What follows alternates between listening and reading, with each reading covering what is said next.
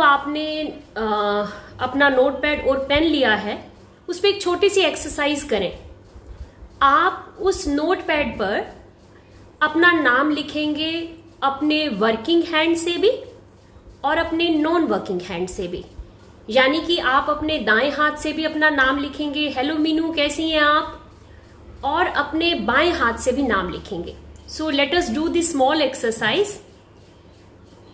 जो नोटपैड आपने रखा है उस पे अपने वर्किंग और नॉन वर्किंग हैंड से अपना नाम लिखेंगे एक बार। उसके बाद हम अपना सेशन स्टार्ट करते हैं और ये कोरिलेट करेगी आज के एक्सेप्टेंस वाले चैप्टर को। Navita Verma is also watching. Hello, how are you Navita? तो हम लोग सबसे पहले इस एक्सरसाइज को करते हैं which is very essential today. Notepad पर अपने बाएं और दाएं दोनों हाथों से अपना नाम लिखेंगे और मैं भी इस एक्सरसाइज को कर रही हूं, राइट?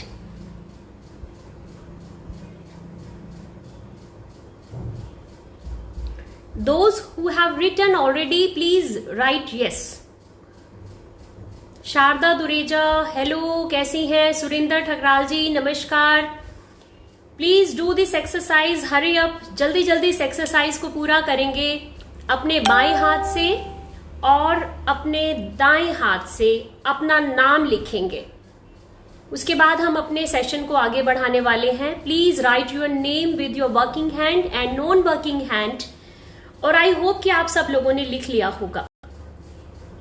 दोस्तों, मैंने जब अपना नाम लिखा अपने बाएं हाथ से और अपने दाएं हाथ से, हेलो मोनिका कैसी हैं आप, तो एक चीज आप सब लोगों ने नोटिस की होगी कि जो आपका वर्किंग हैंड है उससे जब आपने नाम लिखा तो वो बहुत ही, अनीता खुराना, हेलो कैसी हैं अनीता जी आप, जो वर्किंग हैंड से आपने अपना हाथ लिखा उसकी हैंडराइटिंग साफ थी, क्लियर थी और सुंदर थी।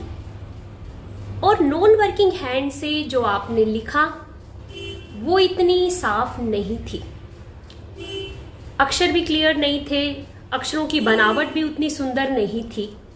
और आई होप कि आप सब लोगों के पास इसका एक वैलिड रीजन है, एक वैलिड जस्टिफिकेशन है। वो ये है कि क्योंकि हम अपने दाएं हाथ को बार बार यूज कर रहे हैं, इसीलिए उसकी हैंडराइटिंग प्रैक्टिस से ठीक हो गई। और जिस हाथ को हमने यूज ही नहीं किया हैंडराइटिंग के लिए, उस हाथ से हमारी हैंडराइटिंग साफ नहीं आई। यानी आपने इस चीज को बहुत ही तरीके से एक्सेप्ट कर लिया। हेलो बीरू जी, कैसे हैं आप? दोस्तों, कितनी आसानी से हमने इस चीज को एक्सेप्ट कर लिया। हम कुछ जजमेंटल भी नहीं हुए। क्यों? क्योंकि हमें पता है कि we have a solid and a valid reason to justify कि जो वर्किंग हैंड है उससे हैंडराइटिंग ठीक आ रही है और जो नॉन वर्किंग हैंड है उससे हैंडराइटिंग ठीक नहीं आ रही। Very simple, very simple. लेकिन क्या होता है जब यही बातें हमारे रिश्तों के साथ होती हैं या हमारी सिचुएशंस के साथ होती हैं, तो हमारे सोचने के जो अंदाज है, हेलो निशा कैसी हैं आप, वो बदल जाते हैं। दोस्तों, ना चाहते हुए भी जो रिश्ते हमारे बहुत क्लोज होते हैं, जो अपने हमारे बहुत क्लोज होते हैं, कहीं ना कहीं हम उनके लिए भी बहुत जजमेंटल हो जाते हैं, कई बार एक्सेप्टेंस भूल जाते हैं। और ये सबके साथ होता है, it is a normal process. तो इस इशू को समझाने के लिए मैं आपको अभी रिसेंटली किसी बुजुर्ग आदमी से मेरी बात हो रही थी, उसने एक लाइव स्टोरी सुनाई थी, तो वो मैं स्टोरी सुनाती हूँ। उससे मुझे लगता है कि हम इस बात को बहुत अच्छे से क्लियर कर पाएंगे कि कैसे हम लोग जजमेंटल हो जाते हैं बिना सामने वाले के एंगल को समझे हुए। दोस्तों, अबाउट 90 ईयर ओल्ड एक व्यक्ति था, उसने मुझे अपने पाकिस्तान के टाइम की एक स्टोरी सुनाई when he was 10 years old. उसने मुझे बताया and that story was very new to me. मुझे लगा कि मुझे आप सब लोगों के साथ वो शेयर करनी चाहिए। उसने कहा कि मैं 10 साल का था और इंडिया का डिवीजन, अंकुश, पूनम सूद कैसे हैं आप सब लोग, भारत का विभाजन नहीं हुआ था और वो किसी एक पर्टिकुलर मोहल्ले में रहा करते थे। एक दिन उनके मोहल्ले में एक लेडी आई अपने 2 बच्चों के साथ and that lady was extremely beautiful. Hello Ankush, कैसे हैं आप? That lady was extremely beautiful और 2 बच्चों के साथ वो वहां पे रहने के लिए आई। और वो लेडी इतनी सुंदर थी कि उस मोहल्ले के सभी लोग चाहते ना चाहते उसको अपनी नजरें हटा ही नहीं पाते थे। और कुछ ऐसे सस्पिशियस फैक्टर्स थे जिसके कारण सब लोगों का ज्यादा फोकस उस लेडी के ऊपर होने लग गया।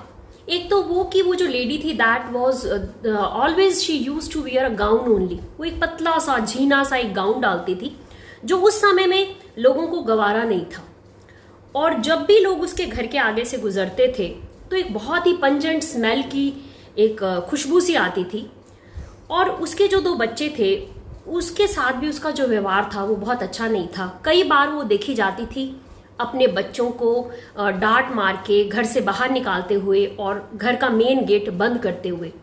तो लोगों की क्यूरोसिटी बहुत ज़्यादा बढ़ने लग गई और लोग जो थे ले दे के उसको वॉच करने लग गए। और एक चीज़ और भी सभी मोहल्ले वालों ने नोटिस करा कि उसके घर में 2 गाड़ियां आती थी। उस वक्त गाड़ी भी बहुत कम लोगों के पास होती थी, अलग अलग नंबर की गाड़ी आती थी और उसके हस्बैंड भी उनके साथ रहा नहीं करते थे। कभी कभी वो मार्केट प्लेस में देखी जाती कुछ सामान लेने के लिए। अब क्या हुआ कि लोगों ने बारी बांध ली उसके घर को पूरी अच्छी तरह से देखने के लिए। लोग बारी बांध के उसके घर को वॉच करते थे, उसकी एक्टिविटीज को ऑब्जर्व करते थे। और कभी कभी उसके जो 2 बच्चे थे वो मोहल्ले में किसी के पास रोटी मांगने के लिए भी आ जाते थे। तो जो मोहल्ले की लेडीज थी उन्होंने इस चीज को क्वेश्चन करना शुरू कर दिया कि ये इतनी सुंदर लेडी है, एक्सट्रीमली ब्यूटीफुल, इतने बड़े घर के अंदर रह रही है, तो क्या ये अपने बच्चों की संभाल नहीं कर सकती? तो सबने मिलके एक राय बनाई कि कल हम सब लोग इकट्ठे जाते हैं और इस लेडी को इस घर से बाहर निकाल देते हैं, क्योंकि हमें ऐसा महसूस हो रहा है कि आने वाले दिनों में इस लेडी के कारण हमारे पूरे मोहल्ले का माहौल जो है वो खराब हो सकता है।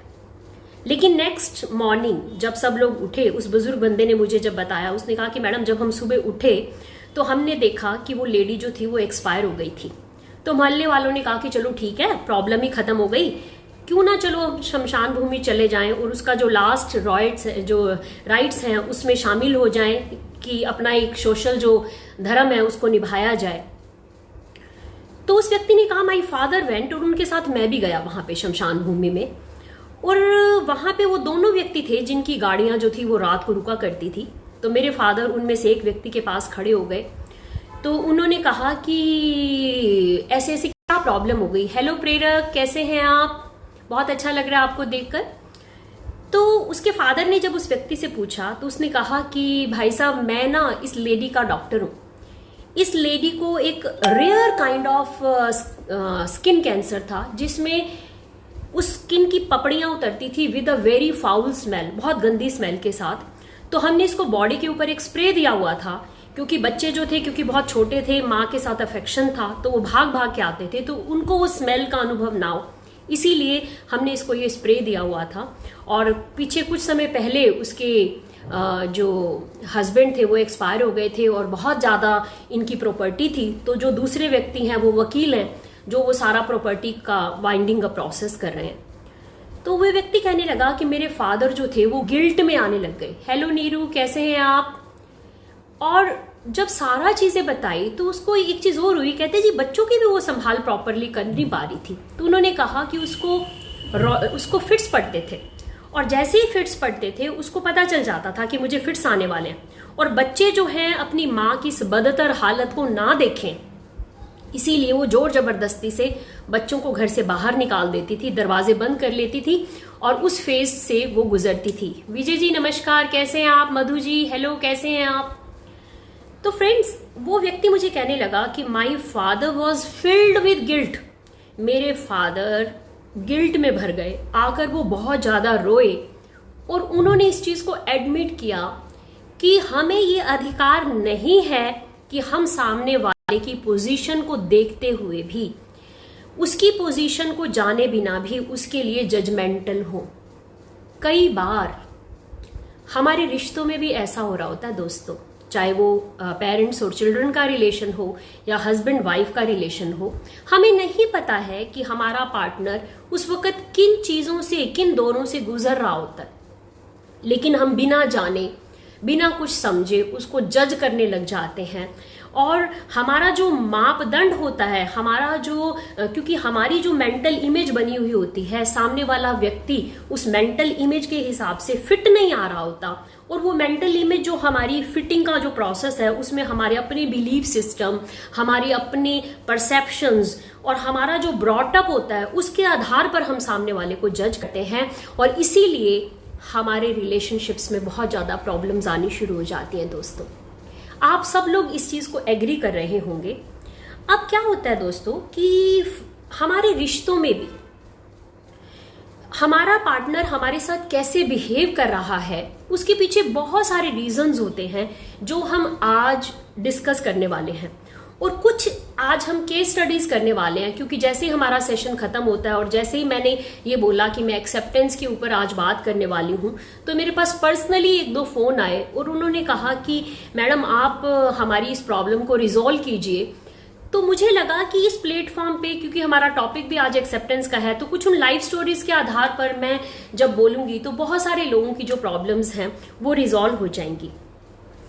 फ्रेंड्स, एक चीज मैं बताना चाहती हूं कि आज जो भी मेरा बिहेवियर अपने हस्बैंड के साथ है या एज ए मदर बच्चों के साथ है, उसके पीछे बहुत सारे फैक्टर्स हैं जो काम कर रहे हैं।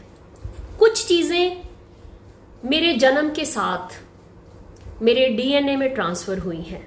फॉर एग्जाम्पल, मैं किसी को जज कर रही हूं, मैं किसी से इरिटेट हो रही हूं, मैं डोमिनेट कर रही हूं, मैं किसी को कंट्रोल कर रही हूं, मैं 24 घंटे किसी की लाइफ को हेल बनाने की कोशिश करती हूं, जेलसी है या व्हाट्स जितने भी इमोशंस हैं, उसमें से कुछ हिस्सा हो सकता है कि मेरे डीएनए में पीछे से ही ट्रांसफर होके आया हो, और कुछ हिस्सा जो है मेरे 6 साल तक का जो बचपन है, जब मेरा लॉजिकल माइंड डेवलप्ड नहीं है, और मेरे माँ बाप की या मेरे एनवायरमेंट की क्या परवरिश है उस वक्त, उसके ऊपर भी मेरा जो फ्यूचर है वो बहुत ज्यादा डिपेंडेंट होता है। दोस्तों, जब हम 6 साल तक के होते हैं तब तक हमारा लॉजिकल माइंड बिल्कुल डिवेलप नहीं होता। उस वक्त चाहते ना चाहते जो कुछ भी हमारे माइंड में गलत या राइट इंफॉर्मेशन फीड की जाती हैं, हमारा सबकॉन्शियस माइंड उसको एक्सेप्ट कर लेता है। Deepak ji, good evening. और यही चीज जब हम बड़े हो जाते हैं वो एक पेड़ की तरह से फलीभूत हो जाती है और हमारी रिलेशनशिप्स में आ जाती है, और हमारे पार्टनर को या हमारे बच्चों को या हमारे सबको, जो भी हमारे आसपास के लोग आने वाले हैं, उनको पता ही नहीं होता कि मैं इस प्रीवियस हिस्ट्री का एक बस्ता उठा के घूम रही हूं, और मेरा जो रिलेशनशिप है वो इस चीज के ऊपर डिपेंडेंट करता है। और उसके बाद जैसे जैसे वो बच्चा बड़ा होता है दोस्तों, उसके आसपास के जो लोग हैं, जो एनवायरमेंटल फैक्टर्स हैं, वो भी उसके ऊपर, उसके सबकॉन्शियस माइंड पे असर डालते हैं। अगर मेरे आसपास के लोग बहुत पॉजिटिव हैं, मुझे पॉजिटिविटी की तरफ लेके जाने वाले हैं, तब अगर रिश्तों में मुझे कुछ ऊपर नीचे प्रॉब्लम हो भी जाती है तो वो लोग जो हैं वो मुझे उस कीचड़ से उठाने वाले हैं, और मैं उन रिलेशनशिप्स के इशू से बहुत जल्दी बाहर आने वाला हूं। लेकिन अगर मेरे आसपास के लोग बहुत नेगेटिव हैं, बहुत टॉक्सिक हैं, तो कहीं ना कहीं उनका इफेक्ट भी मेरे ऊपर पड़ने वाला है, और मेरे जो रिलेशनशिप्स हैं वो बहुत ज्यादा खराब होने वाले हैं। लेकिन रिश्तों में क्या होता है, हमारी जिंदगी का एक सर्कल होता है। आप सब लोग मानेंगे कि लाइफ का एक सर्कल होता है। मैंने ये डायग्राम तो बनाया है, लेकिन क्योंकि इसमें उल्टे दिखाई देते हैं तो मैं बोल देती हूँ, उससे आपको क्लियर हो जाएगा। जिंदगी का एक सर्कल होता है जिसके अंदर हमारा हेल्थ भी आती है, हमारे रिलेशंस भी आते हैं, फैमिली एंड फ्रेंड्स आते हैं, money, career and spiritual growth आती है। एक बार मैं दोबारा बोलती हूँ, आप सब लोग कोरिलेट करके देखना कि हमारी जिंदगी का एक सर्कल होता है जिसके अंदर हमारी हेल्थ आती है, हमारे रिलेशंस का एरिया आता है, फैमिली एंड फ्रेंड्स आते हैं, money, career and spiritual growth आती है। अगर हमारा इसमें से कोई भी एरिया परिपूर्ण नहीं होता है तो हमारा डिससेटिस्फेक्शन का लेवल बढ़ जाता है दोस्तों। लेकिन यहाँ पर, और मुझे नहीं लगता कि हम में से कोई भी ऐसा व्यक्ति होगा जिसके सारे एरियाज जो है वो पूरे हो रहे होंगे, या हम में से कोई भी ऐसा व्यक्ति होगा जिसका इसमें से कोई भी एरिया पूरा नहीं हो रहा होगा। अगर आज मेरे पास मनी है, अच्छा करियर है, तो हो सकता है कि मेरा रिलेशन ठीक ना हो सकता है कि मेरा रिलेशन ठीक हो तो मेरी हेल्थ ठीक ना हो, या हो सकता है कि मेरा career, money, family relations, health, सब कुछ ठीक हो, लेकिन उसके बाद जो मेरा स्पिरिचुअल फैक्टर है वो मुझे बार बार तंग कर रहा हो। तो ये जिंदगी के ये जो सारे साइकिल्स हैं ये परिपूर्ण सबके कंप्लीट हो ये जरूरी नहीं, लेकिन इस वक्त मान लीजिए कि आज मेरा जिंदगी का एक कोना खाली है। मैं आपको अपने एग्जाम्पल से समझाती हूँ। फॉर एग्जाम्पल, आज मेरा करियर का एरिया खाली है, यानी मेरे पास सब कुछ है, एवरीथिंग है, लेकिन मेरा करियर का कोना खाली है। और आप कोरिलेट करके देखना कि आपकी जिंदगी का कौन सा कोना खाली है। आप पहले अपने जितने भी भरे हुए एरियाज हैं उनको देखिए, और आप इनको भरे हुए क्यों समझते हैं, इसके पीछे कोई ना कोई रीजन होगा, उसको देखने की कोशिश कीजिए। मान लीजिए कि मेरा मनी का एरिया बहुत भरा हुआ है, तो मैं कहूंगी अरे मनी सब कुछ ओके है, फाइनेंशियल सिक्योरिटी है, बुढ़ापे तक का पैसा पूरा पड़ा हुआ है, कोई प्रॉब्लम नहीं। फैमिली ओके, 2 बेटियां हैं, हस्बैंड है, सब कुछ ठीक है, घर में सुख शांति गृहस्थी सब ठीक चल रही है, ओके डन। हेल्थ ओके, कोई बड़ी प्रॉब्लम नहीं है, सब कुछ ठीक है। स्पिरिचुअल ग्रोथ ठीक है, गॉड फीयरिंग हूँ, टाइम देती हूँ, मेडिटेशन करती हूँ, ओके। मनी, करियर ओके, सब एरिया जब पूरे हो जाते हैं। फॉर एग्जाम्पल, मैं आपको एग्जाम्पल के लिए समझाती हूँ। मान लीजिए कि मेरा करियर का एरिया थोड़ा सा खाली है, उस वक्त क्या करना है, हमने अपने इस एरिया को क्या मीनिंग देना है, that is very important. Ankita कह रही है मासी, some of my friends want to join but they are not able to share the link. Ankita, इस बार आप उनको लिंक भेजेंगे और अगली बार हो सकता है कि वो मैं इनको एक्सेप्ट कर लूंगी, ग्रुप के साथ जोड़ लूंगी, तो उसके बाद वो देख पाएंगी। प्रिया अरोड़ा फ्रॉम कैनेडा जुड़ गई हैं। प्रिया, आप थोड़ा सा लेट जुड़ी हैं but welcome to the session. तो आप मेरी बात को समझ पा रहे हैं ना मैं आपको क्या कह रही हूँ। जिंदगी का कोई भी एरिया जो आपको तंग कर रहा है, पहले आप उसको चूज कर लीजिए इस सर्कल को देखकर। मन ही मन में आपने इसके ऊपर होमवर्क करना है। मान लीजिए आप मनी का एरिया हो सकता है, स्पिरिचुअल हो सकता है, या कोई भी एरिया हो सकता है। मान लीजिए कि मैंने अपना करियर का एरिया चूज किया और इसको मैं क्या मीनिंग देती हूं वो मेरी खुशी को डिपेंडेंट करता है। फॉर एग्जाम्पल, मैं आपको समझाती हूं। आज मैं आप लोगों के साथ बात कर रही हूं, इस लाइव सेशन के आधार पर बात कर रही हूं। इसमें मुझे कोई मॉनेटरी बेनिफिट नहीं हो रहा, मेरा इसमें टाइम लग रहा है, और ये मेरे करियर के लिए भी कुछ मुझे नहीं लग रहा कि फ्यूचर में मुझे कुछ हेल्प करेगा। लेकिन इस एपिसोड को मैं क्या मीनिंग देती हूँ, मैं इस मीनिंग के साथ बैठी हूं कि आज जो मैं कर रही हूं, God has made me an instrument to change the lives of the people. और इस चीज से क्या होगा, मैं शांत होने स्टार्ट हो जाऊंगी। अभी कल की बात मैं आपको बता देती हूँ। कल स्कॉटलैंड से मेरे पास फोन आया। दैट लेडी टोल्ड मी कि मैडम, अगर हम अपने रिश्तों में सिचुएशंस खराब भी हो तो मीनिंग बदल दें अगर, तो भी हमारे रिश्ते कितने सहज हो जाते हैं। तो उसने एक लाइव स्टोरी बताई। She is now in a foreign country का मैं नाम नहीं बताऊंगी, उसका भी नाम नहीं बताऊंगी क्योंकि पब्लिक प्लेटफॉर्म है। उसने कहा कि मैडम, मैं जलंधर के एक छोटे से गांव से थी और मुझे मतलब 10th क्लास के बाद मेरी शादी हो गई और मेरे हस्बैंड मुझे अब्रॉड लेकर चले गए। मुझे इंग्लिश पढ़नी नहीं आती थी, मुझे गाड़ी चलानी नहीं आती थी, मुझे फॉरेन की डिशेस भी नहीं आती थी। तो मेरे हस्बैंड मुझे हमेशा पेंडू कहते थे, यानी विलेजर है, गवार है, और वो कहते थे कि ये पेंडू है। और उनकी बार बार ये जली कटी बातें सुनकर जब भी किसी सोशल गैदरिंग वो मुझे लेकर जाते थे तो वो मुझे साइड पे कर देते थे कि ये पेंडू है, ये गवार है, इसको कुछ नहीं आता। तो मेरे मन में बार बार ये क्वेश्चन आता था कि इन्होंने मुझसे शादी की है, या तो ये क्वेश्चंस पहले होने चाहिए थे। अगर आज मैंने इनके साथ शादी कर ली है तो इस पब्लिक प्लेटफॉर्म पे ये मुझे बार बार जली कटी क्यों सुनाते हैं। तो उसने कहा कि मैडम, मैं बार की जली कटी बातें सुनकर मैं इतनी ज्यादा हर्ट हो गई कि एक बार शाम को मैं सुसाइड करने के लिए निकल गई। और सुसाइड करने के लिए निकली तो रास्ते में मुझे एक फॉरेनर मिली, वहां पे लेडी, वो मेरा हाथ पकड़ के मुझे पार्क में ले गई। और उससे मैंने जब सारा किस्सा शेयर करा कि मैं इंडिया के एक बहुत छोटे से गांव से आई हूँ और मेरे पेरेंट्स को तो पता ही नहीं है कि मेरे साथ क्या हो रहा है, तो उस लेडी ने बोला कि आज की डेट में अगर आपका हस्बैंड आपको रिस्पेक्ट नहीं करता है तो दो बातें, आप अपने आप को रिस्पेक्ट वर्दी बनाओ। तो उसने कहा कि मैडम मुझे अच्छी तरह से समझ नहीं आई कि वो लेडी क्या कहना चाहती है। तो उसने कहा कि अगर आपसे सैंडविच जल जाते हैं तो आप सैंडविच अच्छी तरीके से बनाना सीखो, अगर आपको गाड़ी नहीं चलानी आती तो आप गाड़ी चलाना सीखो, अगर आपको इंग्लिश बोलनी नहीं आती है तो आप इंग्लिश बोलो। क्यों? क्योंकि वर्ल्ड के अंदर सबके लिए बराबर ही अपॉर्चुनिटीज हैं, आप सीखो। और प्रेज की या रिस्पेक्ट की भीख मांगने की बजाय आप रिस्पेक्ट को अर्न करना सीखो। तो उसने कहा कि मैडम मैंने इस चीज को पॉजिटिव लिया और मैंने कहा कि इस तरीके से तो मैंने कभी सोचा ही नहीं। तो उसने कहा कि मैडम मैंने गाड़ी चलानी सीखी, मैट्रिकुलेट थी, आज भी कल वो जब मेरे से फोन पे बात कर रही थी तो उसके अंदर बड़ा पंजाबी एक्सेंट आ रहा था। आज भी वो बहुत अच्छी इंग्लिश नहीं बोल पा रही थी, लेकिन उसने मुझे कहा कि मैडम मैंने इंग्लिश बोलनी सीखी, मैंने अपनी ग्रेजुएशन पूरी करी, मेरे अंदर एक कॉन्फिडेंस बिल्ड हुआ और मैंने रिस्पेक्ट की भीख मांगने की बजाय मैंने रिस्पेक्ट को अर्न किया।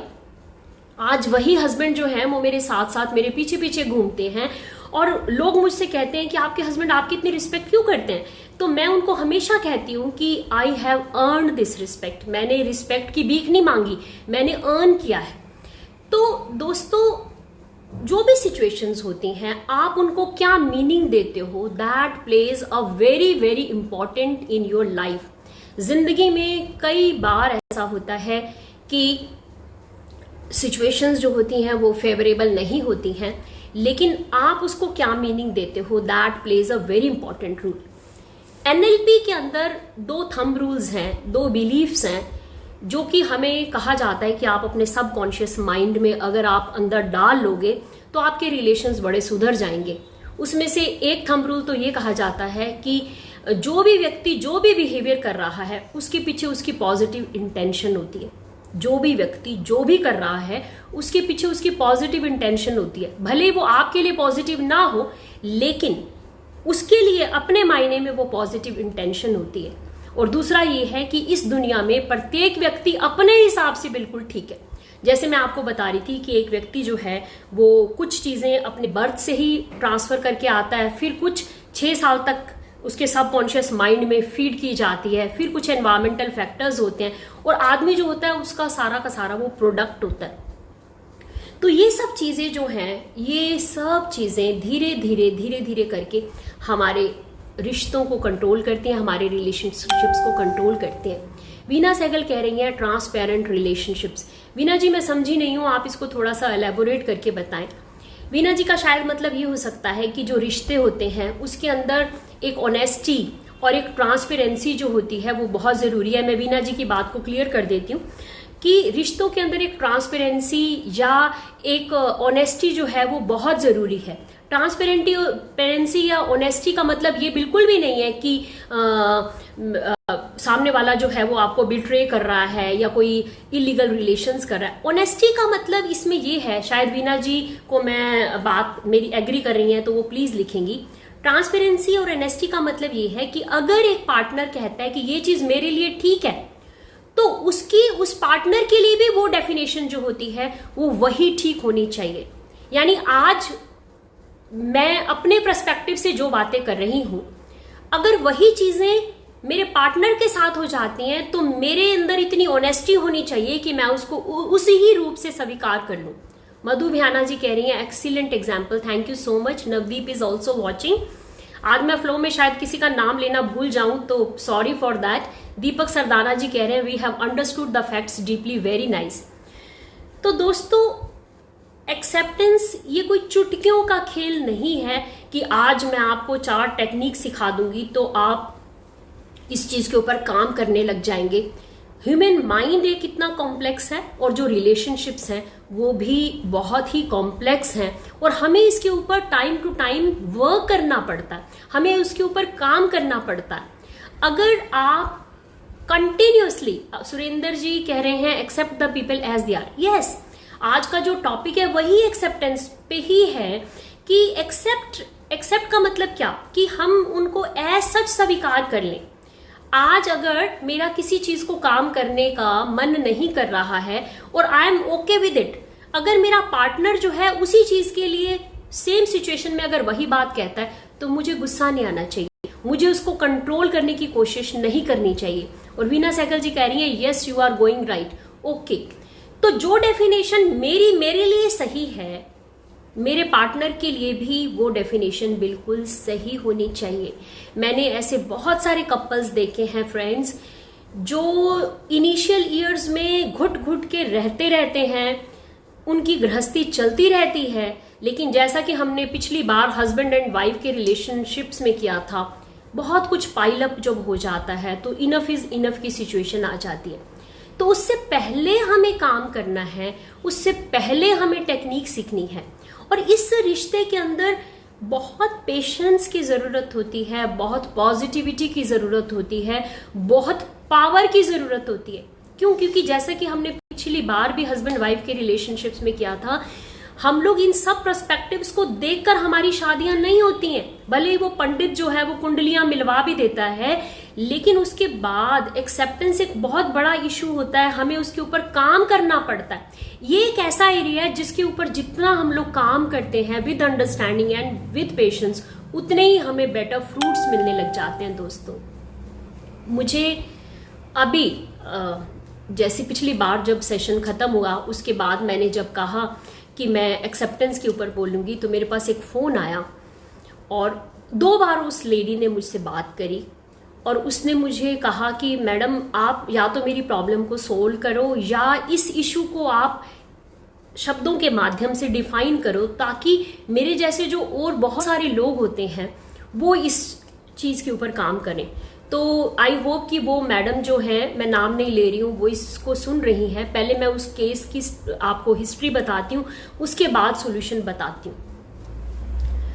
उसने मुझे कहा कि मैडम मेरी शादी को 16 साल हो गए हैं, मेरे 2 बच्चे हैं, मेरे 2 भाई हैं जो कि मुझे इतना ज़्यादा पूछते नहीं हैं, मेरे पेरेंट्स दोनों एक्सपायर हो गए हैं, हस्बैंड के साथ मैं रह रही हूँ, हस्बैंड बहुत ही रिच हैं, फाइनेंशियली मुझे किसी भी तरीके की प्रॉब्लम नहीं है, मेरे बच्चे बहुत अच्छे स्कूल्स में जा रहे हैं, एवरीथिंग इज ओके।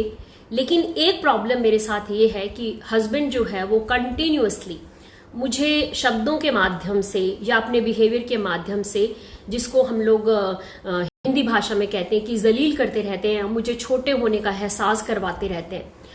तो मैं ऐसा क्या करूं कि मैं अपने रिश्तों को बेहतर बना सकूं और जो ये एक्सेप्टेंस है ये मेरी मजबूरी ना बन जाए, ये मेरी मजबूरी ना बनकर मेरी चॉइस बन जाए। तो जब उसने बहुत सारे डाटा और बताए, और ये सिर्फ एक लेडी के साथ नहीं है, ये वाइस वर्सा भी हो सकता है। कुछ हस्बैंड्स भी हैं जो अपनी वाइफ्स के डोमिनेटिंग बिहेवियर से बहुत दुखी हो चुके हैं, लेकिन आज इस प्लेटफॉर्म में जब वहां पे रह रहे हैं जहां बच्चे बड़े हो गए हैं, और इस प्लेटफॉर्म पे वो अपनी वाइफ को कुछ नहीं कह सकते। वाइफ का जो बिहेवियर है वो बहुत ज्यादा डोमिनेटिंग है और बहुत सारे और फैक्टर्स हैं जिनके कारण वो घुट रहे हैं। तो वहां पर मैंने उनसे सिर्फ इतना ही पूछा कि are you willing to leave, क्या आप अपने हस्बैंड को छोड़ सकती हैं जिस तरह से आप बता रही हैं? तो उसने कहा कि madam it is not at all possible. ये पूछना मेरे लिए इसलिए जरूरी था क्योंकि एनएलपी के अंदर एक फेज आता है कि it is better to have more choices than nothing. यानी जब मैंने उससे ये चीज पूछी कि आप छोड़ना चाहती हैं या नहीं, तो उसने अपने आप ही मुझे कहा कि मैडम ये तो प्रैक्टिकली पॉसिबल भी नहीं है। तो मैंने उससे पूछा कि आप क्यों नहीं छोड़ना चाहती, चलो बताओ, क्योंकि मैं उसको उस प्लेटफॉर्म पे लेकर आना चाहती थी जहां पे वो मेरी बातों को बहुत अच्छी तरह से ले सके। तो उसने मुझे बोला कि मैडम घर है, शेल्टर है, 2 बच्चे हैं, कॉन्वेंट स्कूल में पढ़ रहे हैं, फाइनेंशियली मुझे कोई दिक्कत नहीं है, सब चीजें हैं मेरे पास जो दुनिया की नजरों में है, सब कुछ है। सिर्फ एक बिहेवियर वाइज मुझे ना चाहते हुए भी, मेरी गलती ना होते हुए भी मुझे बार बार नीचा दिखाया जाता है। What to do? I don't want to leave that relation. और मैं ये भी नहीं चाहती हूँ कि उनके साथ रहना मेरी मजबूरी बन जाए। मैं चाहती हूँ कि मेरे जो रिश्ते हैं वो बड़े आसान हो जाएं, मुझे उनके बिहेवियर को स्वीकार करना आसान हो जाए, या किसी ना किसी लेवल पर डायरेक्टली और इनडायरेक्टली, क्योंकि आदमी का एक ईगो भी होता है। तो मैं अपने रिश्तों को एक हार्मोनियस लेवल पर लेकर आना चाहती हूँ। तो आप मुझे बताओ कि मैं क्या कर सकती हूँ। अब दिक्कत पता है क्या फ्रेंड्स, एक पर्सन मेरे पास आया, दूसरा तो मेरे पास आया ही नहीं। उसको तो पता ही नहीं कि क्या इश्यूज हैं। तो मुझे उसी लेडी को ही समझाना था। ये लेडी भी हो सकती है, मेल भी हो सकता है, फीमेल भी हो सकती है। तो दोस्तों, क्या आप इस केस स्टडी को समझ गए हैं? अगर आप समझ गए हैं और आप कोरिलेट कर पा रहे हैं कहीं ना कहीं, तो प्लीज आप यस लिखिए ताकि हम आगे बढ़ सकें। Please write down yes. तब तक बीरू जी कह रहे हैं acceptance is very important for success also. Yes Biru ji, आज हम लोग बात कर रहे हैं रिलेशनशिप्स की, क्योंकि जब रिलेशनशिप्स वाला एरिया हमारा फलीभूत हो जाता है, अच्छा हो जाता है ना, तो कई बार हम बाकी चीजों को ऑटोमेटिकली पूरा करना स्टार्ट कर देते हैं, हमें प्रॉब्लम नहीं होती।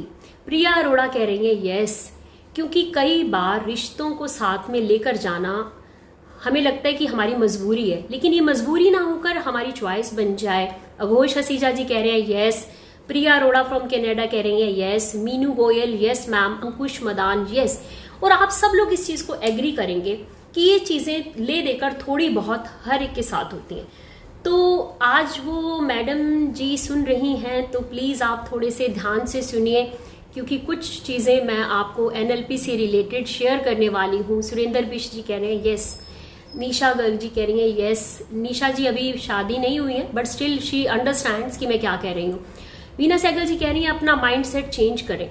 यस वीना जी, माइंड सेट हम अपना तो चेंज कर देते हैं, हम अपना माइंड सेट चेंज कर देते हैं, लेकिन रिश्ते जो हैं वो दो बंदों से चलते हैं। तो कहीं ना कहीं हमें दूसरे व्यक्ति को, जिससे हमें प्रॉब्लम्स आ रही हैं। हरीश हसीजा जी कह रहे हैं यस। हरीश हसीजा जी नमस्कार। पूनम यस। ओके, इसका मतलब आप मेरी प्रॉब्लम को समझ गए हैं। तो वो मैडम जो जिनकी ये प्रॉब्लम थी, अंकिता कह रही है यस। अरविंदर घोष हाय, कैसी हैं आप? दोस्तों, इस वक्त जो बात हुई इस टॉपिक पे, वो इस टॉपिक पे हुई कि एक पर्सन जो है वो मैं उसी मैडम को ही संबोधित कर रही हूँ एंड ऑल आर लिसनर्स, और मेरे को इंडोर्स कर रहे हैं। तो XYZ मैडम जिनसे मैं बात कर रही हूँ, मैडम एक बार एक इंग्लिश कोटेशन मैंने पढ़ी थी, उसके अंदर लिखा था it is inevitable in a relationship to become a victim.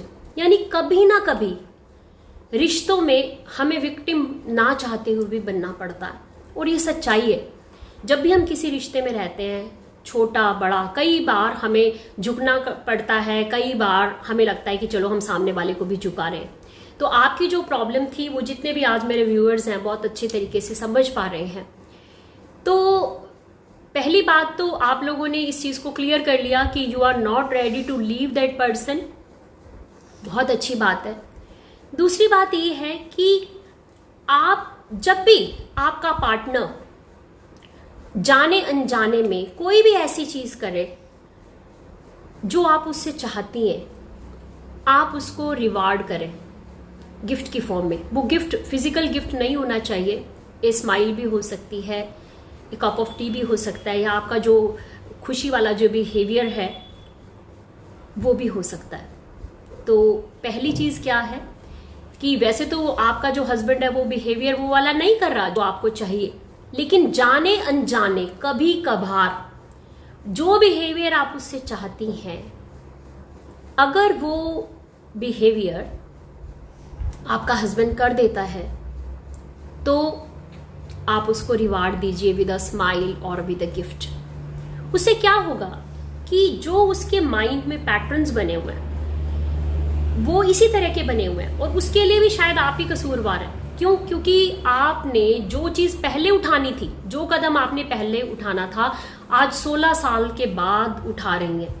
आपने अपने एक्शन से, आपने वर्ड से अपने पार्टनर को कभी ये सिग्नल ही नहीं दिया कि वो गलत डायरेक्शन में जा रहा है, या उसका बिहेवियर गलत है, या उसका बेइज्जती करना जो है वो आपके लिए एक्सेप्टेबल नहीं है। अब उसके माइंड के पैटर्न जो है वो ऑलरेडी बन चुके हैं, और उसके माइंड वो अपने इस बिहेवियर को जस्टिफाइड समझ रहा है, क्योंकि उस चीज के लिए आपने 16 साल तक आवाज नहीं उठाई है। अगर कभी भी आपका पार्टनर किसी भी कंडीशन में आपको एक फेवरेबल बिहेवियर शो करता है, कभी भी जो आपको अच्छा लगता है, तो आप उसको, मैं हिंदी में कहूंगी कि महिमा मंडित कीजिए, या उसको फेवर कीजिए, उसको हाईलाइट कीजिए कि देखो जी आज आपने ऐसे बोला तो मुझे बहुत अच्छा लग रहा है। और हर आदमी की ना एक सिग्निफिकेंस होती है, हर आदमी की रिकॉग्निशन की सिग्निफिकेंस होती है, और उससे आप क्या होगा कि उसके माइंड का पैटर्न स्टार्ट होना शुरू हो जाएगा, उस व्यक्ति को थोड़ी सी सिग्निफिकेंस मिलनी स्टार्ट हो जाएगी और हो सकता है कि वो अपने बिहेवियर के अंदर रैपिडली चेंज भी कर सकता है। और कई बार ऐसे होता है कि किसी भी व्यक्ति में कोई चीज नहीं होती, लेकिन आप उसको उसी जो उसके अंदर चीज नहीं है उसको हाईलाइट करती हैं पब्लिकली, तो उससे क्या होता है, उसकी सेल्फ इमेज बढ़ती है। प्रिया अरोड़ा कह रही हैं एप्रिसिएशन इज मस्ट। यस, यानी पब्लिकली या अकेले में जब आप उसको एप्रिशिएट करते हैं तो उसकी सेल्फ इमेज बढ़ती है। मैं एक हस्बैंड वाइफ का, अंग्रेज थे, उसका एग्जाम्पल बताती हूँ यहाँ पर कि जो हस्बैंड थे उसके अंदर लीडरशिप क्वालिटीज बिल्कुल भी नहीं थी, और जो वाइफ थी वो इस चीज को नोट कर पा रही थी कि मेरे हस्बैंड के अंदर लीडरशिप क्वालिटीज नहीं है। तो जब कभी भी पब्लिकली गैदरिंग्स में जाती थी तो उसने सब लोगों को ये कहना शुरू कर दिया कि मेरे जो हस्बैंड हैं उनके अंदर बहुत अच्छी लीडरशिप क्वालिटीज हैं। तो धीरे धीरे क्या हुआ कि ऑटोमेटिकली उसके जो हस्बैंड थे उसने भी उन चीजों के ऊपर उसको एक्शंस लेना स्टार्ट कर दिया और उसके अंदर वो लीडरशिप क्वालिटीज डेवलप हो गई और अब वो एक कंपनी का सीईओ भी है। तो मैं कहना चाहती हूं कि आप कर सकती हैं, आप इसके ऊपर काम कर सकती हैं। एक चीज तो मैंने आपको ये बताई कि आपका हस्बैंड जाने अनजाने अगर वो बिहेवियर कर देता है जो आपके लिए फेवरेबल है तो उसको हाईलाइट कीजिए, उसको एप्रिशिएट कीजिए कि हाँ आज आपने मुझे ऐसे बोला तो मुझे बहुत अच्छा लग रहा है, जब भी आप ऐसे बोलते हो तो मुझे बहुत अच्छा लगता है। और सेकेंडली ये कि जो चीज उसमें नहीं है आप लोगों के सामने पोर्ट्रे करना स्टार्ट कर दें कि यस।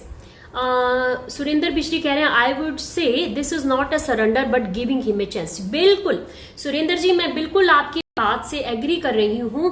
हस्बैंड वाइफ में कोई सरेंडर नहीं होता है, कोई विक्टिम नहीं होता है, you are giving him a chance to improve. और तीसरी बात यह है कि अगर आपको उसका जो बिहेवियर है वो बिल्कुल ही नागवार गुजर रहा है, रुचि जी कह रही हैं recognition can change the point of view of anyone and change the mindset. बिल्कुल रुचि जी, मैं एग्री करती हूं। जब आप किसी बंदे को रिकॉग्निशन देना स्टार्ट कर देते हैं तो पहले तो वो खुद ही हैरान हो जाएगा। 16 साल से आप एक ब्लेम गेम खेल रहे हो दोनों हस्बैंड एंड वाइफ, अगर आप उसको ब्लेम दे रहे हो तो डेफिनेटली कहीं ना कहीं वो भी आपसे खुश नहीं होने वाला है। तो इस ब्लेम गेम के विशियस साइकिल से निकलना होगा, आपको बाहर आना होगा, आपको एक्सेप्ट करना होगा, उसको एक चांस देना होगा, उसको रिकॉग्निशन देनी पड़ेगी।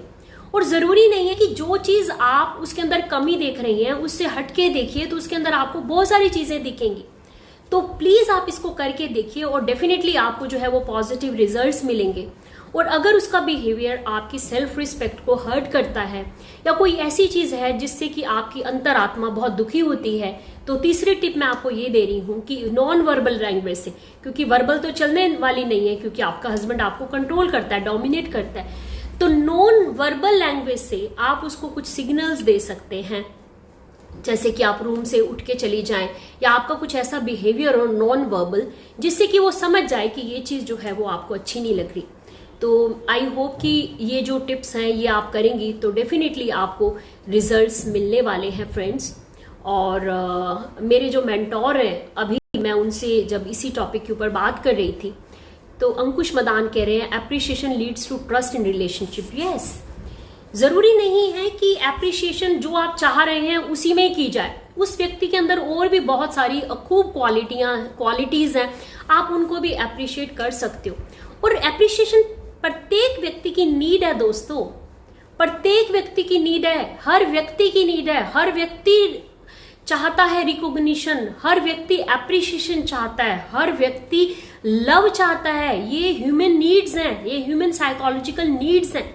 अगर आप जो चीजें अपने रिश्तों में चाह रही हैं, जो कुछ भी आप चाह रहे हो, अगर आप रिस्पेक्ट चाह रहे हो, अगर आप लव चाह रहे हो, अगर आप एप्रिसिएशन चाह रहे हो, तो एक बार रुक के देखो, एक बार शांत होकर देखो कि क्या वो चीजें सब आप अपने रिश्ते में दे रहे हो। और अगर आप ही नहीं दे पा रहे हो तो एक बहुत बड़ा क्वेश्चन मार्क है, आप देना स्टार्ट कर दो। अगर आपको लव चाहिए आप लव देना स्टार्ट कर दो। जैसे कि मैं आपको वो एग्जाम्पल बता रही थी उस लेडी का जो फॉरेन में है और उसने कहा कि मैंने रिस्पेक्ट अर्न की है, I have earn the respect, मैंने भीख नहीं मांगी उसके लिए, I have earn the respect, मैंने अपने आप को रिस्पेक्ट के लिए काबिल बनाया है। आज जब मैं किसी पार्टी में जाती हूँ, कहीं सोशल गैदरिंग्स में जाती हूँ, तो मेरे हस्बैंड मेरे पीछे पीछे घूमते हैं, तो सब लोग मुझे कहते हैं कि मैम आपके हस्बैंड तो आपके साथ बहुत प्यार करते हैं। तो मैं ये कहती हूँ मैंने इस प्यार को अर्न किया है, मैंने ये रिस्पेक्ट को अर्न किया है। तो आप भी जो सुन रही हैं, अगर आपके 16 साल से रिश्ते खराब नहीं हैं, रिश्ते तो आपके खराब ही हैं, लेकिन आप इसके ऊपर काम करके देखिए तो डेफिनेटली आपको रिजल्ट मिलेंगे। दीपक सरदाना जी कह रहे हैं किसी का मौन समझने के लिए भी आपस में अंडरस्टैंडिंग चाहिए। हमारे दीपक जी, आज ना मैंने 2-3 केस स्टडीज लिए हैं, मैंने बहुत ज्यादा मटेरियल नहीं लिया है क्योंकि इस प्लेटफॉर्म पे हम अपने मुद्दों को डिस्कस कर सकते हैं। दीपक जी कह रहे हैं किसी का मौन समझने के लिए आपस में अंडरस्टैंडिंग चाहिए। तो आज क्योंकि हम बैठे हैं यहाँ पर इस प्लेटफॉर्म में, और आज दीपक जी आप पहली बार हमारे इस ग्रुप से अटैच हुए हैं, और हमारा जो ये सारा ग्रुप है ना, हम इसके ऊपर कुछ फंडामेंटल चीजें हैं उसके ऊपर काम कर रहे हैं, यानी हमारे कुछ बेसिक बिलीव्स हैं जिनको हम पूरे हफ्ते लेके चलते हैं। तो हमारा जो सेशन स्टार्ट हुआ था, हमारे एक फर्स्ट बिलीफ से स्टार्ट हुआ था कि कुछ भी जब करना है तो उसकी जिम्मेवारी मुझे लेनी है। तो क्यों ना आज दीपक जी हम इस चीज को लेना स्टार्ट कर दें, आप खुद इस चीज को लेना स्टार्ट कर दें, आप अंडरस्टैंड करना स्टार्ट कर दें। कई बार हमें रिश्तों में ऐसे लगता है ना, हम बार बार कंप्लेन करते हैं मेरा पार्टनर मुझे अंडरस्टैंड नहीं कर रहा। दीपक जी आप सुन रहे हैं ना मेरी बात को, प्लीज से यस। दीपक जी कह रहे हैं किसी का मौन समझने के लिए भी आपस में अंडरस्टैंडिंग चाहिए। हमारी जनरल कंप्लेन क्या होती है?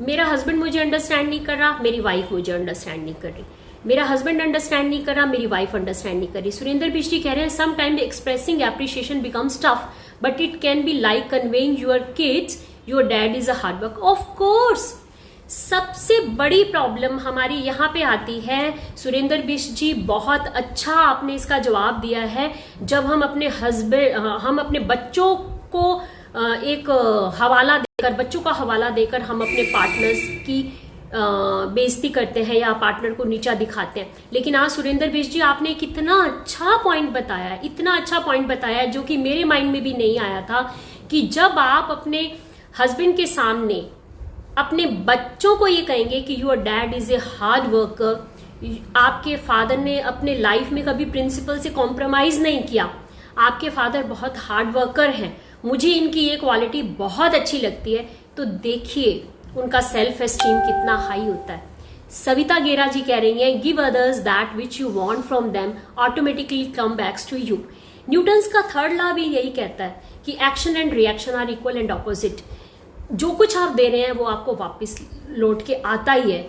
लेकिन क्योंकि ये रिश्ते हैं, इसमें कई बार हमें बहुत ज्यादा पेशेंस की जरूरत होती है, हमें कई बार बहुत पावर की जरूरत होती है, हमें सामने वाले पार्टनर को साइकोलॉजिकली अंडरस्टैंड करने की जरूरत होती है। लेकिन अगर ये जिम्मेवारी एक भी ले लेता है तो डेफिनेटली जो आप चाहते हैं आपको पार्टनर से मिलने ही वाला है, मिलने ही वाला है। आज मेरे परिवार के भी कुछ सदस्य बैठे हैं और मैं एक एग्जाम्पल बता रही हूँ। हमारे कोई नोन थे और उसमें एक उनकी बिटिया थी जो ओवर एज हो गई थी, she was about 35 years old, और उसके लिए कोई मैच नहीं मिल पा रहा था। तो उसके पीछे जो उसके भाई बहन भी बैठे हुए थे बहुत सारे, तो किसी तरह से उसके पेरेंट्स को ये लग रहा था कि अरे ये तो 35 ईयर्स की हो गई है, किसी तरीके से इसकी शादी हो जाए तो हम मुक्ति पाएं, और अगली जो लाइन तैयार हुई पड़ी है इनकी भी शादियां करनी है। तो जब उसकी मैरिज हुई, हमें बाद में पता चला कि उसकी जो मैरिज हुई वो अपने से शायद 12 या 13 साल छोटे लड़के से हुई, और शी वॉज हाईली एजुकेटेड, लेकिन जो लड़का था वो शायद मैट्रिकुलेट भी नहीं था। और दुनिया के जितने भी ऐब हैं, जितने भी ऐब हो सकते हैं, वो सारे उस व्यक्ति में थे। और शायद अगर मेरी सिस्टर्स देख रही हैं तो वो इस चीज को मान भी सकेंगे।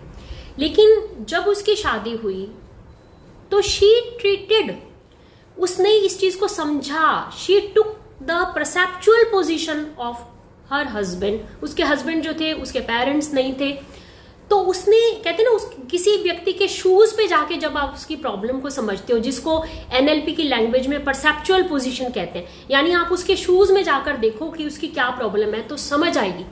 तो उसने भी, क्योंकि वो एक बहुत समझदार लड़की थी, उसने उसके शूज में जाकर उसको जो देखा, परसेप्चुअल पोजीशन में जाके अपने हस्बैंड का सारा बैक हिस्ट्री को देखा, और उसने अपने बिहेवियर के अंदर अमेंडमेंट्स करी। तो उससे क्या हुआ कि एक ट्रिमेंडस ग्रोथ आई, और एक टाइम के बाद ऐसा हुआ कि जो उसका हस्बैंड था वो पूछ के भी उससे पानी पीता था, यानी उसके इतने आगे पीछे घूमता था। तो कुछ चीजें होती हैं, एक बुक है रिलेशनशिप के ऊपर, well, I don't remember that name, लेकिन वो इसके ऊपर है कि अगर एक व्हेल है उसको भी टेम किया जा सकता है। व्हेल जो टन्स ऑफ जिसका वेट होता है, अगर उसको जो ट्रेन करने वाला व्यक्ति है उसको भी ट्रेन कर सकता है, तो हम तो रिलेशंस में हैं, तो डेफिनेटली कोई भी रिलेशन ऐसा नहीं होता जिसको चेंज ना किया जा सकता हो अगर हम प्रॉपरली स्ट्रेटजीज ना लगाएं तो डेफिनेटली आप इसके ऊपर काम करने वाले हैं। रुचि कहती हैं should look at your behaviour first, whenever you face bad situation you should stay calm and understand the fact।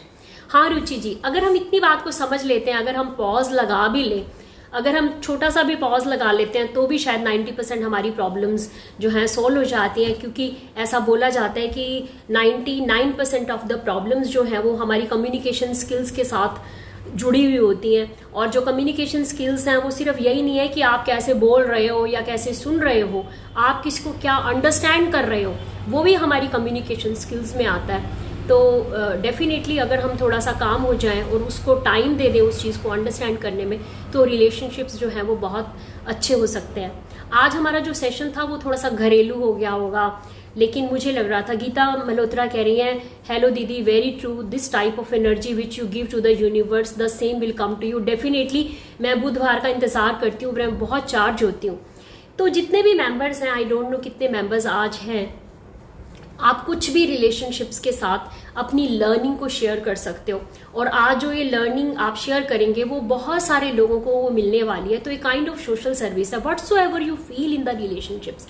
आज मैंने हस्बैंड वाइफ के रिलेशनशिप पे ज्यादा फोकस किया है, लेकिन ये चीज पेरेंट चाइल्ड की रिलेशनशिप पे भी यही चीजें लागू होती हैं। जब हम किसी चीज को कंट्रोल करते हैं ना, तो उससे क्या होता है कि कई बार हमारे रिश्ते जो हैं वो खराब हो जाते हैं। अभी मुझे एक लड़का मिला, मैं साथ साथ आपके कमेंट्स भी सुन रही हूँ और साथ साथ बात करें। आज हम बड़े फ्रेंडली माहौल में बैठे हैं, सोशल डिस्टेंसिंग है, लेकिन हमें ऐसा लग रहा है जैसे हम बड़ा लेजर टाइम को स्पेंड कर रहे हैं। अरविंदर घोष कह रही है very nicely explain, thank you. Anita Khurana ji excellent, thank you so much. एक एग्जाम्पल बता देती हूँ। एक लड़का कहने लगा कि मैडम मैं तो बड़ा ही बिगड़ा हुआ था, इतना ज्यादा बिगड़ा हुआ था, मैं सुनता नहीं था, रोज रात को 11 बजे जाता था, मेरे फादर ने मुझे कई बार डंडे से पिटाई करी, कई बार, और मैं माना ही नहीं, क्योंकि मुझे अपने दोस्तों के साथ रहना बहुत अच्छा लगता था, उनकी कंपनी बहुत अच्छी लगती थी। कहते कि ना मैं बदल गया, यानी मुझे ऐसे लगा कि कई बार अनकंडीशनल एक्सेप्टेंस भी इतना काम कर देती है। कई बार जो चीजें डंडा नहीं कर सकता या शब्द नहीं कर सकते या बड़े बड़े स्पिरिचुअल लेक्चर्स नहीं कर सकते, वो अनकंडीशनल लव और एक्सेप्टेंस कर देती है। तो उसने जब एग्जाम्पल बताया, मैं आप लोगों के साथ शेयर कर रही हूँ, तो कहने लगा कि मैडम मैं बदल गया, मैं रोज 12 बजे जाता था, मेरे फादर डंडा उठा के खड़े होते थे, खाना मैं अपने दोस्तों के साथ खा के आता था, लेकिन क्या हुआ कि एक बार फादर मेरे घर नहीं थे और रात को जब मैं आया तो बाहर आंगन में पेड़ था, पेड़ के पास सर्दियों में मेरी मदर जो थी वो 11:15 बजे बैठी हुई थी शॉल डाल के। तो मैंने कहा कि मम्मी आप इतनी लेट कैसे बैठे हो? तो उसकी मदर ने कहा कि बेटा कोई बात नहीं, तू लेट आता कोई बात नहीं, तेरे पापा का जो मैटर है कोई बात नहीं, मुझे उससे कोई प्रॉब्लम नहीं है, तू लेट आ, तेरे फादर तेरे को मारते हैं, तेरे फादर तेरे से डांट करते हैं, तू उनसे बहस करता है, कोई बात नहीं बेटा, तू जो मर्जी कर, बस मैं तो इसलिए नहीं बैठी कि तू जल्दी आ जा, मैं तो सिर्फ इसलिए बैठी हूँ बेटा कि मैं ना, मेरे को नींद नहीं आती जब तक तू नहीं आ जाता, जब तक तू नहीं आ जाता मैं बिस्तर पे करवटें मारती रहती हूँ, बस तू आ गया, बस अब मैं आराम से अपना रजाई में सो जानी हूँ, अब मेरे को कोई प्रॉब्लम नहीं है बेटा। वो कहता है कि that unconditional acceptance and that unconditional love change me. जो चीज़ें मुझे मेरे फादर रोज मुझे लेक्चर्स के द्वारा समझाते थे, और जब लेक्चर्स का असर होना बंद हो गया, उसके बाद मेरे फादर ने डंडा उठा लिया और मेरे को डंडे से मार मार के सिखाते थे, और मुझे दोस्तों की कंपनी इतनी अच्छी लगती थी, आई नेवर थॉट ऑफ कि मुझे सुधरना चाहिए। लेकिन उस दिन 11:15 बजे ठंड में अपनी मदर को जब देखा, और मदर ने मुझे कहा कि बेटा मेरे को तेरे से कोई प्रॉब्लम नहीं है, तू जब मर्जी आई हो, बस मेरे को नींद नहीं आती बेटा, अब तू आ गया ना, बस अब मुझे कोई दिक्कत नहीं है, अब तू भी सो जा और मैं भी सो जाती हूँ। कहते that episode change me from inside. तो रिश्तों में देर सवेर ये रिश्ते ऐसे हैं दोस्तों, चाहे वो पेरेंट्स के हों, बच्चों के हों, हस्बैंड वाइफ के हों, दे आर नॉट रिप्लेसेबल। ये रिप्लेसेबल नहीं है। एक्सेप्टेंस की शुरुआत हमें स्वयं से करनी है, और जितनी ये मुश्किल लग रही है उतनी ये है नहीं। इस प्लेटफॉर्म के माध्यम से मैं कुछ NLP टेक्निक्स को इस्तेमाल करती हूँ। आज मैं दोबारा से वो दोनों टेक्निक्स जिनको मैं यूज़ कर रही, आज मैंने आपको पता ही नहीं चला होगा because you were in the hypnotic stage. तो जिन दो टेक्निक्स को मैंने यूज़ किया है वो यही है कि कोई भी व्यक्ति जो भी बिहेवियर करता है, अरविंदर घोष जी कह रही हैं very nice, thank you ma'am, thank you so much, आपकी ब्लेसिंग्स हैं, आपका प्यार है। तो एक तो ये है कि कोई भी व्यक्ति जो बिहेवियर करता है उसके पीछे उसकी पॉजिटिव इंटेंशन होती है। वो पॉजिटिव इंटेंशन आपके लिए पॉजिटिव नहीं भी है, लेकिन अपने मायने से वो जो कुछ भी कर रहा है वो 100% ठीक कर रहा है। एक चीज तो इसको ध्यान में रखिए, दुनिया में कोई भी गलत नहीं है, सब बंदे जो हैं वो अपनी अंडरस्टैंडिंग से काम करते हैं। और मैं दोबारा से वही बात रिपीट करती हूँ फ्रेंड्स कि वी टेक द रिस्पॉन्सिबिलिटी, क्योंकि हम हील द रूट्स ग्रुप के मेंबर्स हैं, हम इस फेसबुक लाइव सेशन के मेंबर्स हैं, तो हम we are taking the responsibility to accept our partner with all the faults, all the shortcomings. और डेफिनेटली हम लोग इसके ऊपर काम करेंगे क्योंकि हम बहुत समझदार लोग हैं। मुझे कई बार ऐसा लगता है कि मैं सेलिब्रिटी भी नहीं हूँ, मैं कोई सोशल फिगर भी नहीं हूँ, लेकिन जिस तरह से बूस्ट आप लोगों का मिलता है और जिस दयनीयता के साथ और जिस दुखी मन के साथ उस लेडी ने मुझसे प्रॉब्लम शेयर करी थी, अगर सोशल डिस्टेंसिंग का चक्कर नहीं होता तो शायद वो मेरे पास आकर फिजिकली मेरे से बात करना चाहती थी। तो मुझे लगता है कि शायद कुछ ठंडे पानी के छींटे उसको दिल के पड़े होंगे और वो इस चीज़ के ऊपर काम करेगी और विन भी करेगी, और उसके बाद अगले सेशंस में वो अपने एक्सपीरियंसेस को शेयर भी करेगी। वीना सहगल जी कह रहे हैं बहुत बढ़िया, रिलेशनशिप बहुत कम्प्लेक्स होते हैं, ह्यूमन माइंड्स को अंडरस्टैंड करना बहुत मुश्किल होता है, लेकिन फिर भी हम लोग प्रयास तो कर ही सकते हैं और ये प्रयास हमारा जारी रहेगा दोस्तों। One of the viewers from Chandigarh said कि आप जो मेडिटेशन कराते हो वो 2 मिनट की क्यों कराते हो। देखा दोस्तों कितना प्यारे प्यारे मैसेजेस आते हैं ना, लोग जब अपनी हमारे एडवाइजेस देते हैं या डिमांड करते हैं तो पता है कितनी मेरी सेल्फ इमेज भी बढ़ती है।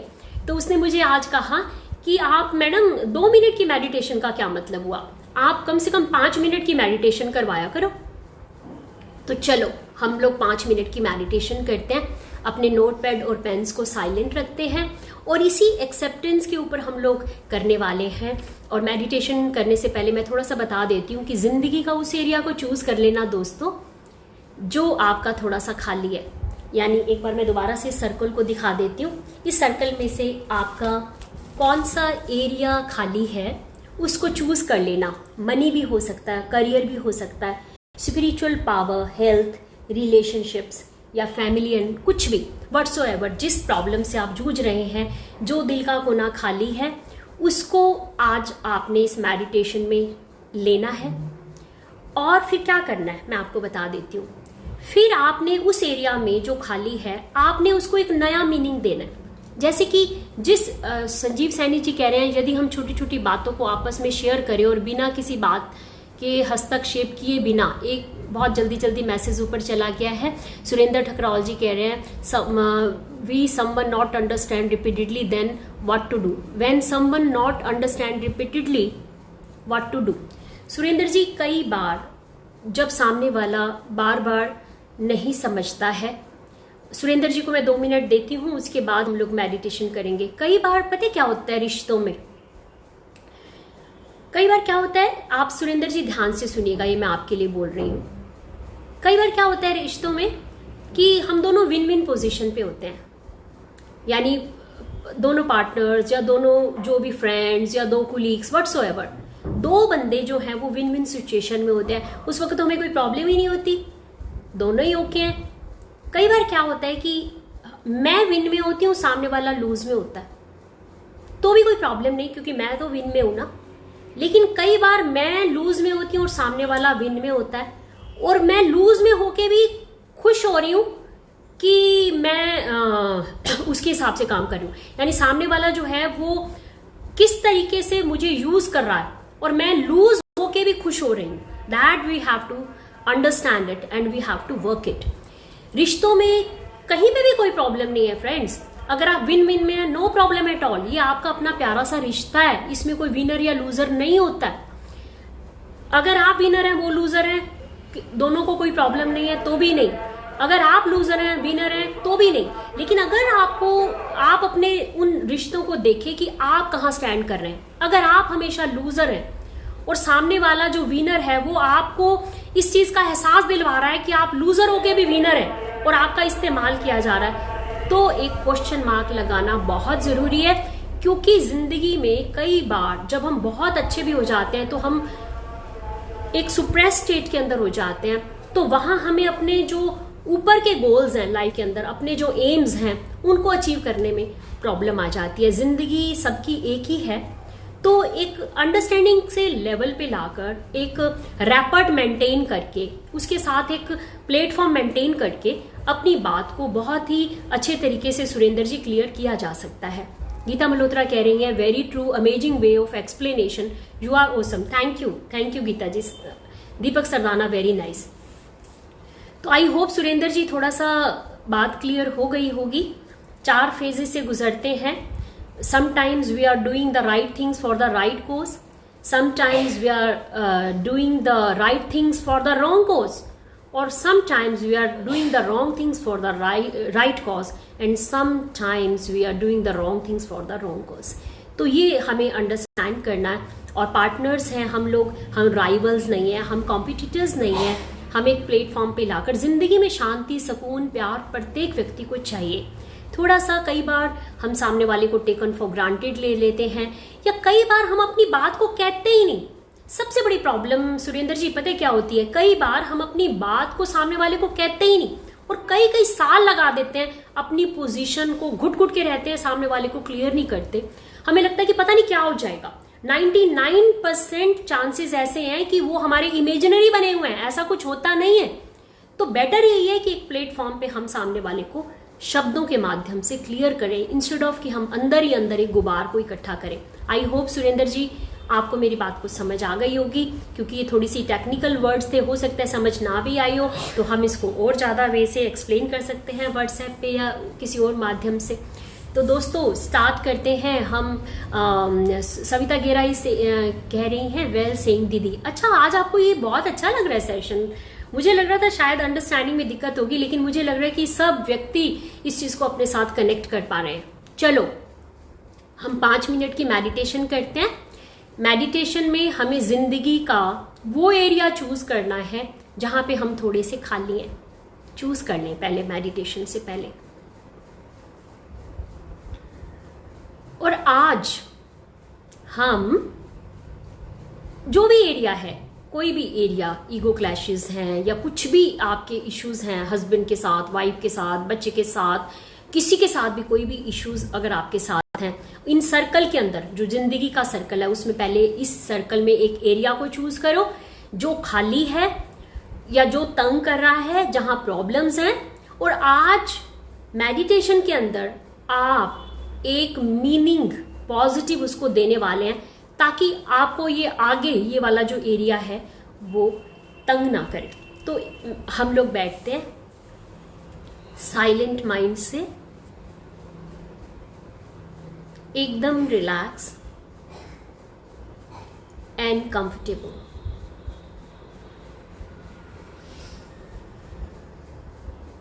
जिंदगी के सर्कल को देखो।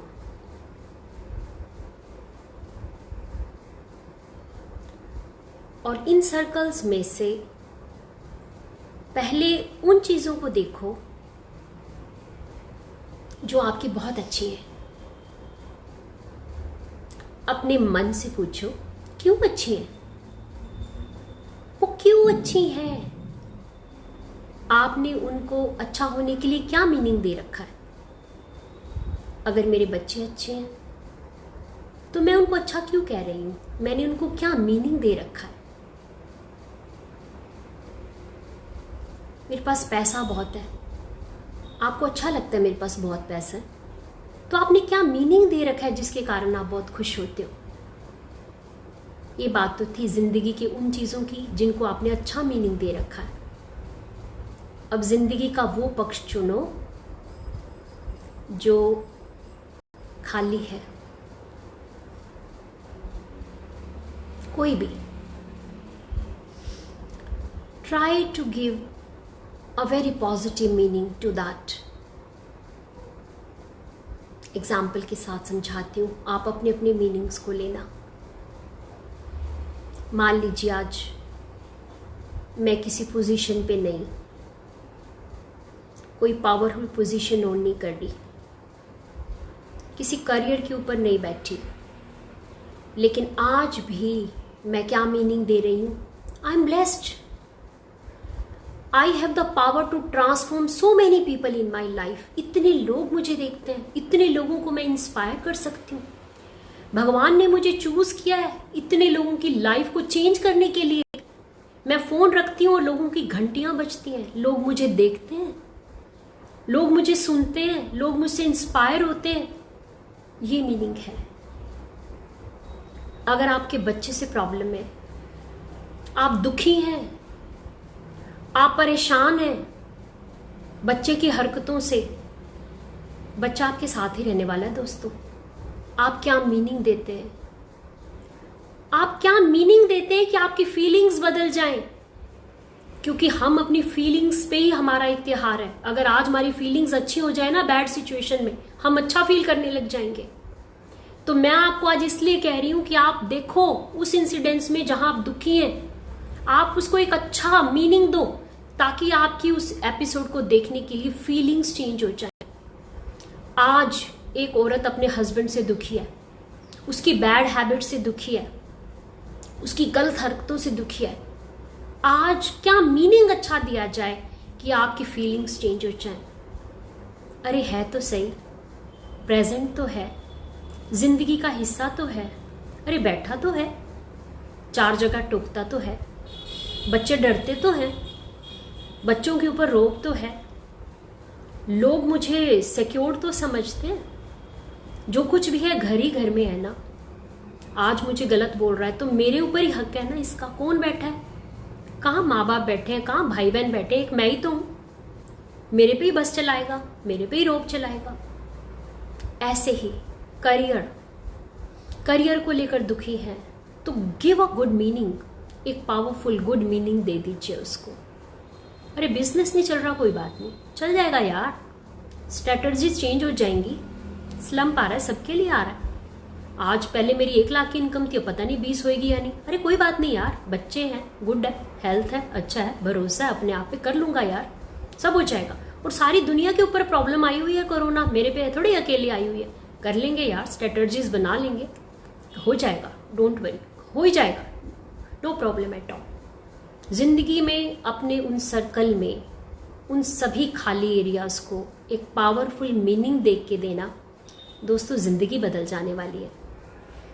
वाइफ के साथ प्रॉब्लम्स आती है, अरे वाइफ खराब है, ऊंचा बोलती है या आपके हिसाब से नहीं चलती है, तो मीनिंग दे सकते हो ना आप। अच्छा क्या मीनिंग दे सकते हो? अरे मैं ही तो लाया था, फेरे हुए थे, मैं लाया था इसको, बड़े उससे लाया था कि मैं हूं इसका कस्टोडियन, मैं संभालने वाला हूं, मैं करूंगा। और इसका किस पे हक है? मेरे पे ही तो है। बच्चों ने सुनना नहीं है, बच्चे अपनी मर्जी चलाते हैं, कौन सुनता है इसकी? ये मेरे को बताता है, इसको कोई नहीं सुनता, ये मेरे पे ही बस चलाती है बस। और अल्टीमेटली ये ना हो तो मैं क्या करूं? कौन करेगा? कौन इतने प्यार से खाना खिलाता है दुनिया में? कोई नहीं खिलाता। सिर दर्द होता है तो यही आती है भाग के, ऑफिस से आता हूं तो यही पानी लेकर आती है। इस तरह से गिव अ गुड मीनिंग उस एरिया में जो खाली है। कईयों के बच्चे मेंटली रिटार्डेड हैं। आई मेट अ वुमेन जिसकी 30-35 साल की बेटी है मेंटली रिटार्डेड, लेकिन वो कहती है मैंने मीनिंग दे दिया, मैंने मीनिंग दे दिया।